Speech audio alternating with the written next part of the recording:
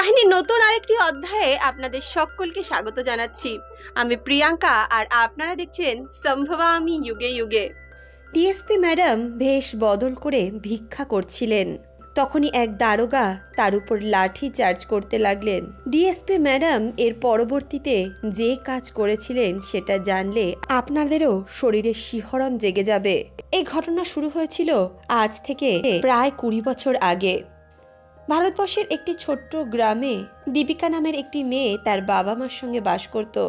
দীপিকা ছোটবেলা থেকেই পড়াশোনায় খুব ভালো ছিল, কিন্তু দীপিকার গ্রামে মেয়েদেরকে বেশি পড়াশোনা করতে দেওয়া হতো না।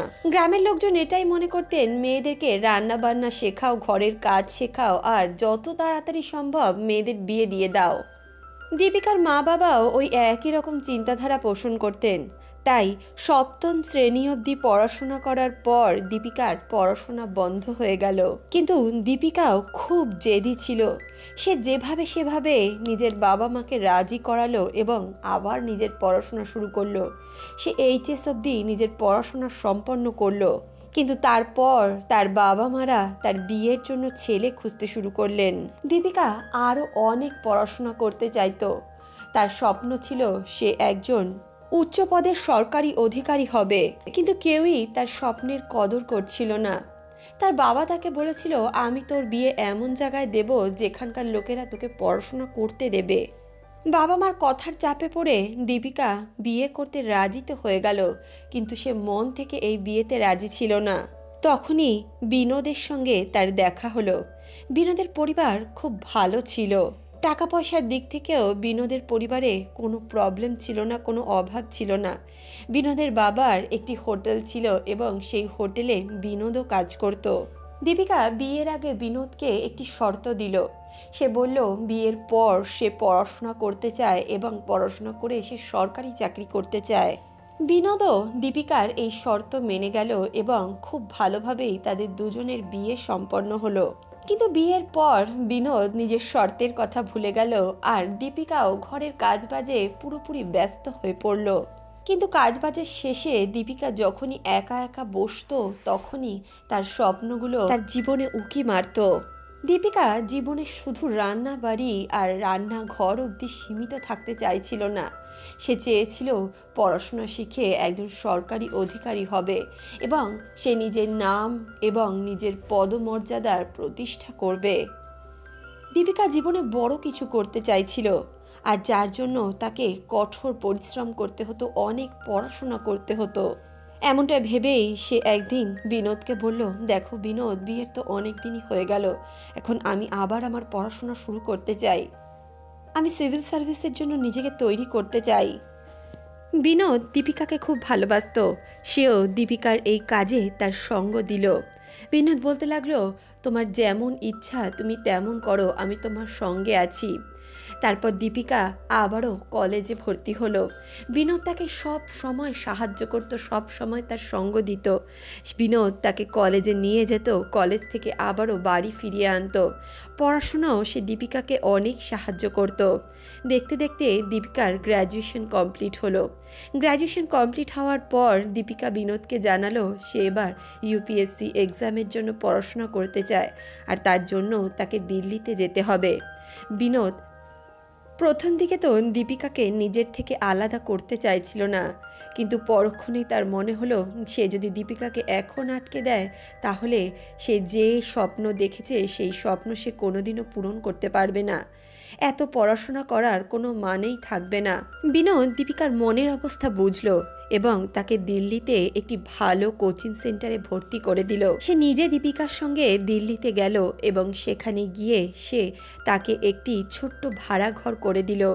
দীপিকা সেই ভাড়া ঘরে থেকেই নিজের পড়াশোনা চালিয়ে গেল।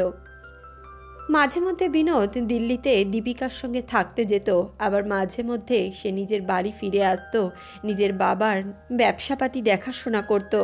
এভাবেই 3টে বছর কেটে গেল।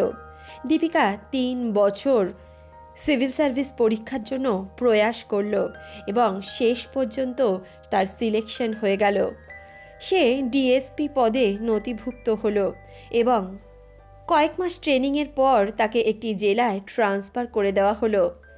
দীপিকা যখন ডিএসপি পদে চাকরি পেল তখন সে বড় একটি কোয়ার্টারও পেল এবং বিনোদ আর দীপিকা সেখানে সুখে শান্তিতেই থাকতে শুরু করলো। বিনোদ মাঝে মধ্যে নিজের বাবার ব্যবসা দেখত, আবার মাঝে মধ্যে দীপিকার কাছে এসে থাকতো। এভাবেই তারা দুজনে নিজের সুখী সংসার গড়ে তুলল। এমনই একদিন দীপিকা যখন নিজের সরকারি গাড়ি করে নিজের অফিসে যাচ্ছিল তখনই রাস্তায় সে একটি ভিখারি ছেলেকে দেখতে পেল।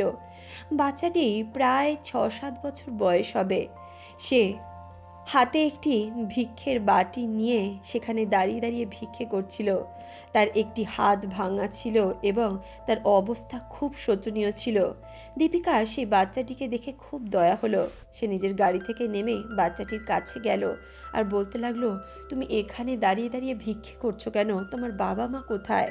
তখনই সেই বাচ্চাটি দীপিকাকে জানালো, আমার কোনো বাবা মা নেই। আমি ছোটবেলা থেকে এভাবেই এই সিগন্যালে দাঁড়িয়ে দাঁড়িয়ে ভিক্ষা করি। আমার আরও অনেক বন্ধু বান্ধবরা আছে, তারাও আমার সঙ্গে বিভিন্ন সিগন্যালে দাঁড়িয়ে ভিক্ষা করে। দীপিকা বলতে লাগলো, তোমাদের পরিবার নেই? তোমরা এইভাবে এইখানে দাঁড়িয়ে দাঁড়িয়ে ভিক্ষা করো, তা তোমরা থাকো কোথায়? যখন দীপিকা সেই বাচ্চাটিকে একথা জিজ্ঞেস করলো তখন বাচ্চাটি তাকে বলল, ম্যাডাম আপনি আমাদের সঙ্গে চলুন, আমি আপনাকে দেখাচ্ছি যে আমরা কোথায় থাকি। দীপিকা বাচ্চাটির সঙ্গে একটি প্রত্যন্ত বস্তিতে গিয়ে প্রবেশ করলো। সেখানে সে যখন দেখলো তারই মতো আরও অনেক বাচ্চারা সেখানে ছিল। কারোর হাত ছিল না তো কারোর পা ছিল না, কারোর হাতের আঙুলগুলো কাটা ছিল। এই সমস্ত দৃশ্য দেখে দীপিকার বুকের ভেতরটা যেন আতঙ্কে ভরে গেল। দীপিকা ভাবতে লাগলো, এই বাচ্চারা এখানে কোথা থেকে আসলো আর এদের সকলেরই কোনো না কোনো অঙ্গ নেই। তখনই রাজু নামের একটি ছেলে দীপিকাকে জানালো যে আমরা সকলে এরকম ছিলাম না, আমরা সকলেই ভালো ছিলাম এবং সুখে শান্তিতে নিজেদের বাবা মার সঙ্গে আনন্দে জীবনযাপন করছিলাম। কিন্তু এক ব্যক্তি আমাদেরকে এখানে ধরে নিয়ে আসে আর আমাদেরকে এইভাবে বিকলাঙ্গ করে দেয় আর রেল লাইনের ধারে আমাদেরকে এইভাবে ভিক্ষে করার জন্য দাঁড় করিয়ে দেয়। তারা আমাকে ট্রাফিক সিগন্যালে দাঁড় করায়, কখনো আবার রেল লাইনের ধারে দাঁড় করায়, বিভিন্ন জায়গায় তারা আমাদেরকে ভিক্ষে করতে পাঠায়। দীপিকা যখন কথা শুনলো তখন তার পায়ের তলা থেকে যেন মাটি সরে গেল। সে ভাবতে লাগলো, এ কী দৃশ্য সে দেখছে। এই সমস্ত দৃশ্য দেখে দীপিকার শরীরে শিহরণ জেগে গেল। সে ভাবতে লাগলো, আজকালকার দিনের মানুষ এতটা নিচে নেমে যাচ্ছে যে নিজের স্বার্থের জন্য বাচ্চাদের সঙ্গে এমন খারাপ আচরণ করছে। দীপিকা সিদ্ধান্ত নিল যে এই ঘটনার পেছনে যারা রয়েছে সে তাদের মুখোশ খুলে দেবে, তাদেরকে সে গ্রেপ্তার করবে। সে একজন ডিএসপি ছিল এবং তার কর্তব্য ছিল যে সে এই সমস্ত বাচ্চাদেরকে রক্ষা করুক আর সেই সমস্ত অপরাধীদেরকে ধরে তাদের সঠিক শাস্তি প্রদান করুক। এই সমস্ত কথা চিন্তা করে দীপিকা এমন একটি উপায় বার করলো যেটা শুনলে আপনাদেরও পায়ের তলা থেকে মাটি সরে যাবে। দীপিকা ছোটবেলা থেকেই দরিদ্রতার মধ্যেই মানুষ হয়েছিল। সে পড়াশোনা শিখে অনেক কষ্টে একজন ডিএসপি হয়েছিল। সে ছোট্টবেলা থেকে পড়াশোনার জন্য অনেক সংগ্রাম করেছিল আর দীপিকা এই বাচ্চাগুলোর মধ্যে নিজেরই সেই প্রতিচ্ছবি দেখতে পাচ্ছিল।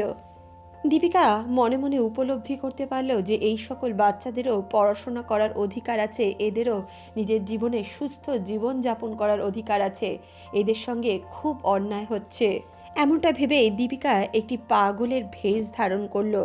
ছেঁড়া ফাটা জামা কাপড় পরে নিজের মাথার চুল উল্টোপাল্টা করে নিয়ে সে সিগন্যালে একটি বাটি নিয়ে বসে পড়ল এবং সেখানে বসে বসেই সে ভিক্ষে করতে লাগলো আর ওই সমস্ত বাচ্চাদের উপর লক্ষ্য রাখতে লাগলো। দীপিকার উদ্দেশ্য ছিল ওই গ্যাংয়ে প্রবেশ করা, যেই গ্যাংয়ে ওই বাচ্চাদেরকে দিয়ে এই সমস্ত কাজ করানো হতো। দীপিকা জানতো যে সে ডিএসপি হিসেবে কখনোই এই সমস্যার সমাধান করতে পারবে না, কারণ তার পোশাক আশাক দেখে, তার পদমর্যাদা দেখে তারা সকলেই সেখান থেকে পালিয়ে যাবে এবং তাদেরকে সে কখনোই ধরতে পারবে না। তাই সে একজন ভিখারির ভেষ ধারণ করলো এবং সেখানেই ঘুরে বেড়াতে লাগলো। সন্ধ্যার দিকে যখন সকল বাচ্চা কাচ্চারা তাদের ভিক্ষের পয়সা নিয়ে ওই বস্তিতে প্রবেশ করলো, তখন দীপিকাও তাদের সঙ্গে তাদের দলে ঢুকে গেল এবং সেই বস্তির ভিতর প্রবেশ করলো। সে বস্তিতে যে ব্যক্তি ওই বাচ্চাগুলোকে দেখে এই সমস্ত কাজ করাতো, সে যখন দীপিকাকে সেখানে দেখলো, সে বলতে লাগলো, তুমি কে? তুমি তো এই দলের সদস্য নও, এছাড়াও তোমার বয়সটাও অনেক বেশি। কিন্তু দীপিকা তো তখন পাগলের অ্যাক্টিং করছিল। তখনই সেই গুন্ডারা ভাবতে লাগলো, এ তো খুব ভালো ব্যাপার, এই পাগলের কাছ থেকে অনেক টাকা আমরা উপার্জন করতে পারবো। তখনই সেই ব্যক্তিরা দীপিকাকে তাদের দলের ভিতর নিয়ে নিল এবং তাকে কিছু খেতে দিল। তারা দীপিকাকে বলল, আজ থেকে তুমি এখানেই থাকবে আর এদের সঙ্গে তুমিও কাজ করবে। তারা বলতে লাগলো, সকাল সন্ধ্যা তুমিও এই বাচ্চাদের সঙ্গে ট্রাফিক সিগন্যালে যাবে এবং সারা দিনে তুমি যত টাকা উপার্জন করবে আমাদেরকে এনে দেবে, তার বদলে আমরা তোমাকে দুবেলা খেতে দেব। দীপিকা দেখলো সেখানে অনেক বাচ্চা কাচ্চারা ছিল যাদের বয়স 8 থেকে 10 বছরের মধ্যে ছিল।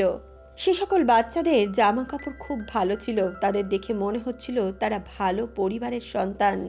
দীপিকা বুঝে গেল এই সকল বাচ্চাদের হয়তো অপহরণ করে নিয়ে আসা হয়েছে এবং তাদের উপর অত্যাচার করা হচ্ছে যাতে তারা সিগন্যালে ভিক্ষে করে। দীপিকা ভাবছিল সে এক্ষুনি এই সমস্ত পর্দা ফাঁস করে দেবে, কিন্তু সে নিজেকে সামলে নিল। তার এখন একটি স্ট্রিং অপারেশন করার ছিল। সে দলের যে প্রধান ছিল তার বিরুদ্ধে একটি ভালো তথ্য তাকে সংগ্রহ করতে লাগতো, তা না হলে সেই ব্যক্তি আবারও সেখান থেকে পালিয়ে যেতে পারত। এমনটা ভেবেই দীপিকা তখন চুপ করে গেল এবং একটি হিডেন ক্যামেরার মাধ্যমে সমস্ত কিছু রেকর্ড করতে লাগলো। দীপিকা নিজের ছেঁড়া ফাটা জামা কাপড়ের মধ্যে ওই গুপ্ত ক্যামেরাটি লুকিয়ে রেখেছিল এবং সমস্ত দৃশ্য সে রেকর্ড করছিল। সকাল হতেই সে ওই বাচ্চাদের সঙ্গে আবারও ভিক্ষে করতে সিগন্যালে চলে গেল। সারা রাতে দীপিকা অনেক প্রমাণ জোগাড় করে ফেলেছিল, তার কাছে অনেক ভিডিও ফুটেজ ছিল।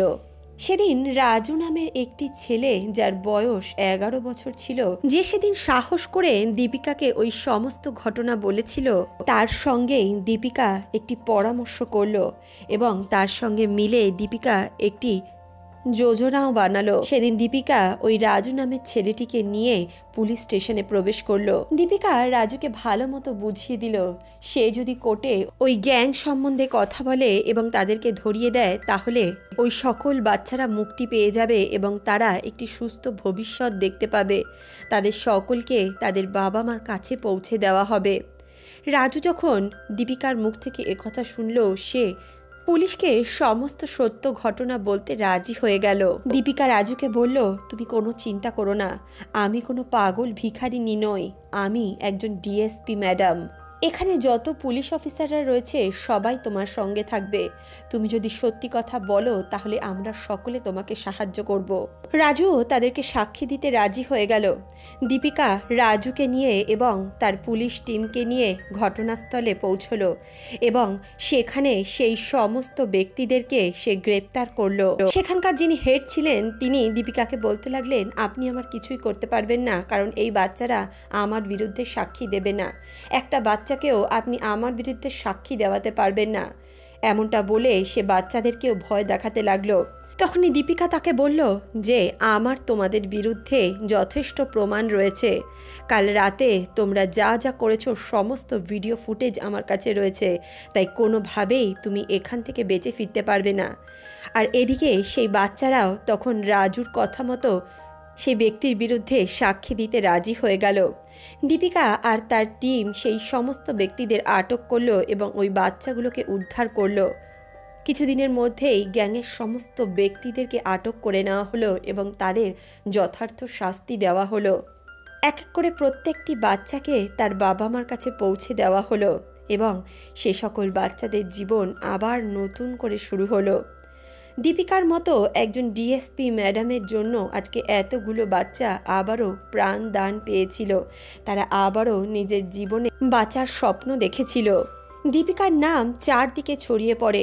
সকলেই ডিএসপি দীপিকাকে অনেক বেশি সম্মান জানায় এবং তাকে পুরস্কার দেয়। দীপিকার স্বামী, তার মা বাবা এবং তার সমস্ত পরিবার তার উপর গর্ব অনুভব করছিল।